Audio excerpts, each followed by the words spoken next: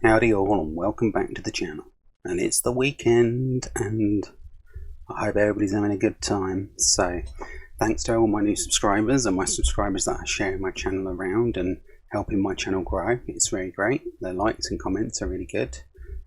It's nice to have people around sharing their thoughts, and same will go on this video. If you've got thoughts and everything, just drop the comments down below and I'll take a read. It helps me grow a better viewership. So like I say, I'm about 400 subscribers away from the 10,000 where I shall be doing a small giveaway.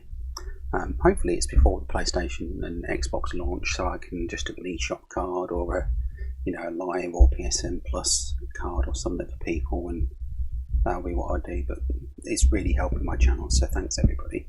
Anyway, without further ado, on to the video. What we're going to be talking about today is the Bethesda game studios being purchased by, the miraculous 7.5 billion that Microsoft can pull out their backside and just, drop on the table at Bethesda Studios. So, yeah, I mean, everybody's like, oh, they're exclusive now, they're exclusive, they're not going to be going to PlayStation, they're not going to be going to Nintendo and this, that and the other. Top and bottom of it is if they're putting the games to PC, they're not Xbox exclusive. They're already third party again. Any game that leaves a platform and goes onto PC or any other platform is no longer exclusive. You can have a year exclusivity, like Final Fantasy VII Remake, or Death Stranding, that was a year exclusivity.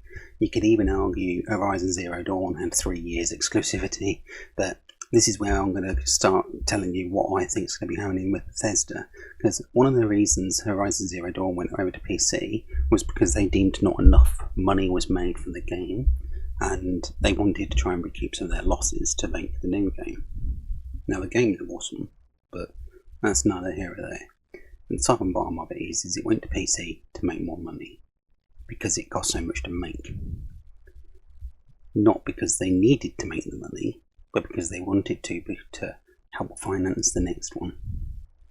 And the sales of the game wasn't as high as they needed to be for the cost of how much the game cost to put together.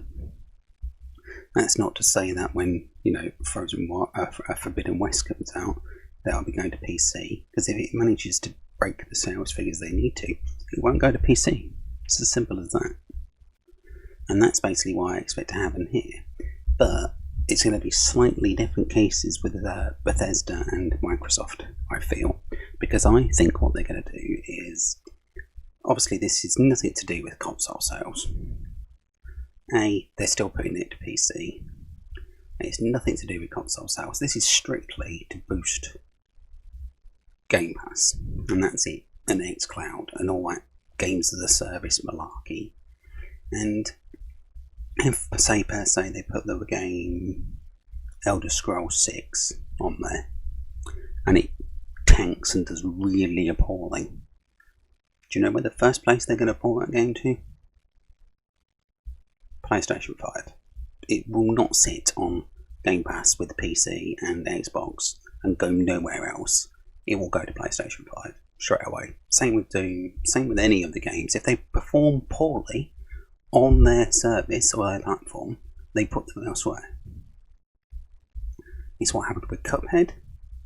It's what happened with Ori and the Blind Forest and Ori and the Will of the Wisp. Both of them performed poorly in the amount of money they're making being on Game Pass, and so it has to leave the platform to make money. And that's the top and bottom of it, because they're all in this to make money at the end of the day, and Game Pass is not making money.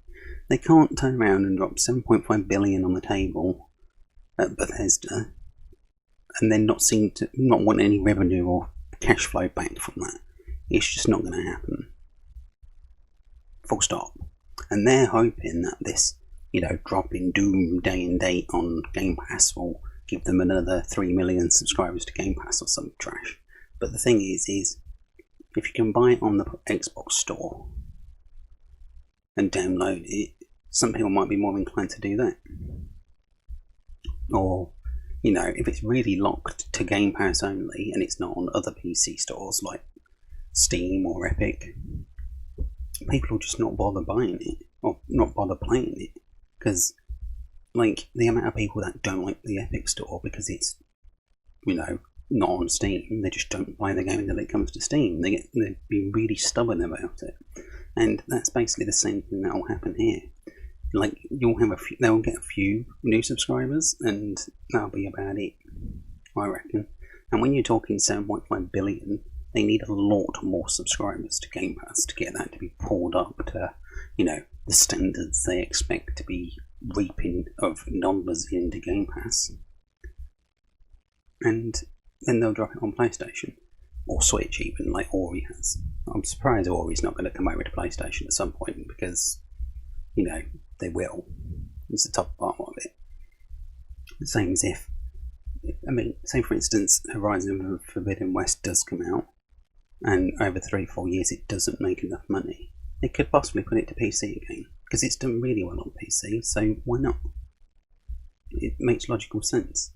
Now, what you're not going to see, and this is where the big comeuppance comes into it, is what you're not going to see is you are not going to see any Bethesda games go to Stadia or Amazon Luna or anything like that, because they're more direct competitors to xCloud and Game Pass, and that's the top and bottom of it.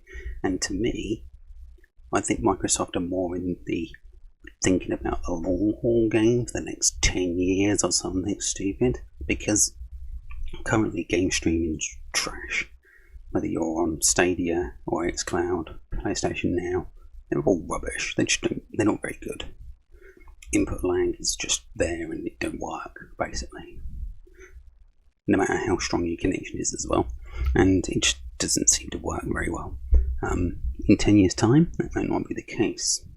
And if Google Stadia bought up a couple of publishers, and Amazon have bought up a couple of publishers,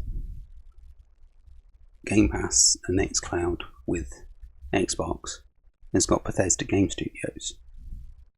So they're not going to be putting them to Stadia or Luna anytime soon, because that's completely wrong. Because they're just another games as a service pattern, and that's it.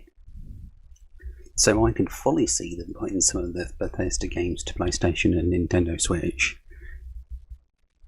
but not elsewhere. And again, this will be on like they've said, this will be on a case-by-case basis. And basically, I think it's just down to how many figures have we gained on our Game Pass service. If we drop the brand new Doom in a year's time or year and a half's time or something, have we gained 3 million subscribers? Because if we have, then we don't need to put it elsewhere. If we've gained nothing, then we'll put it elsewhere, because that's where the revenue's coming from. So at the top and bottom of it is you see a lot of people going, oh, they're exclusive to Xbox. No, they're not. What they are is exclusive to Game Pass. They're not exclusive to Xbox. Xbox is nothing to do, as far as I'm concerned, Xbox Game Pass isn't really anything to do with Xbox. It might as well be called Microsoft Game Pass or Microsoft Gaming 365, because it's nothing really to do with Xbox. They're trying to piggyback on the Xbox brand name to build a services games pattern. It's nothing to do with the console, I don't think, as far as I'm concerned.